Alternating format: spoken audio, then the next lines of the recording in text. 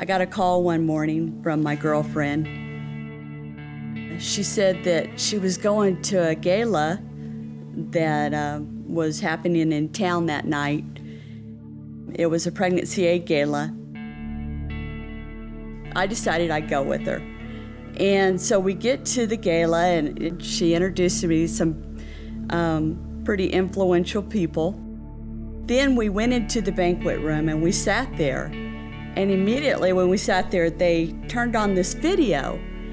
And on this video, there was this mother's voice narrating the story of her daughter's life from birth to the time that she got married.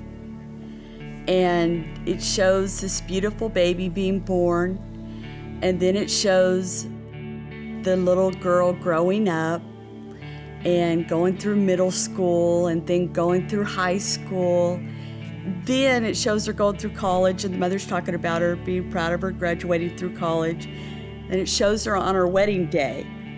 And then the picture freezes. And it shows the daughter, how beautiful she is, and you can tell she's got her veil. And then her husband, and they're both smiling and together. Just a really sweet picture. And then the mother's voice comes on and says, "This is my daughter's life, lived over and over again in my heart." She would be 24 years old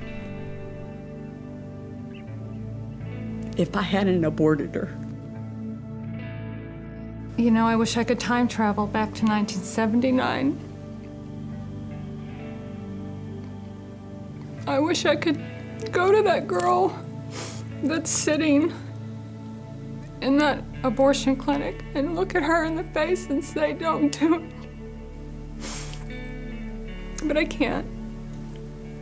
I can't go back and tell myself not to have an abortion, that it will affect me the rest of my life, that it will be a pain that I will carry deep in my heart, and it will be something that will set my life on a course that I didn't know I was setting my life on. That I would be making a decision I would regret for the rest of my life.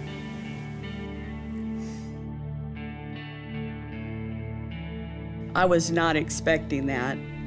And when I looked around, I saw my best friend, and she was crying. And then I looked at her boss, and she was tearing up. And I couldn't quit crying. And I was hurting so bad. And so finally, you know, after a while, they're going on with the program.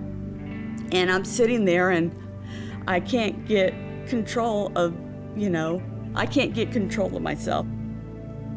And I'm hurting so bad because I keep on thinking of the pain that the mother must be going through. I said, "God," I said, "I don't know what's wrong with me. Why do I keep on crying? Why am I crying like this? Why am I hurting?" The Lord said, "You're hurting because you're feeling what they're feeling. And I want you to help people. I want you to help young ladies that experienced abortions and teen pregnancies." And I said, "That's it. That's what I'm supposed to do." And I said, "Okay." I asked my girlfriend to introduce me to the director of the Pregnancy Aid Center. And so immediately I started helping out. Being able to help young ladies, being able to pour into their lives and to help them and to love on them and to show them that we're a safe place to come into, that means all the world to me. I'd always wanted to talk to girls about making life choice. And so I went into the center thinking, oh, I'll help these girls, I'll help them not make the choice that I made. And that's the wonderful thing about the Burleson Pregnancy Aid Center is they weren't looking to get anything from me, but they were looking to help me and to help me heal from my wound. They took me through being able to forgive myself, being able to allow God to use that to help other people.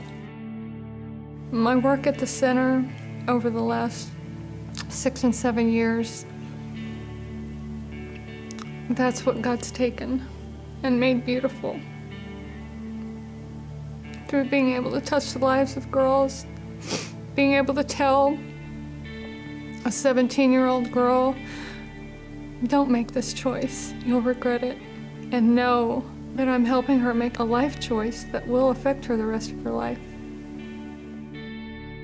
In a 5-year period of time, God orchestrated it to where I went from volunteering to working at the Pregnancy Aid Center, and I consider it my dream job.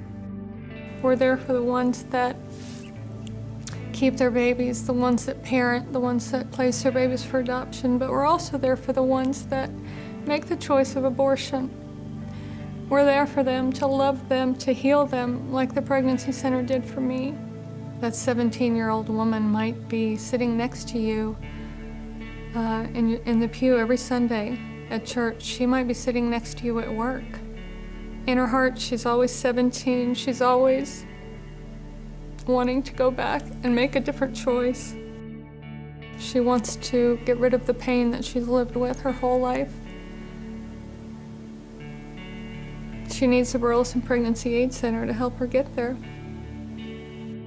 You know, you may not be called to teach a prenatal class. You may not be called to work one-on-one with a young lady that's going through a crisis.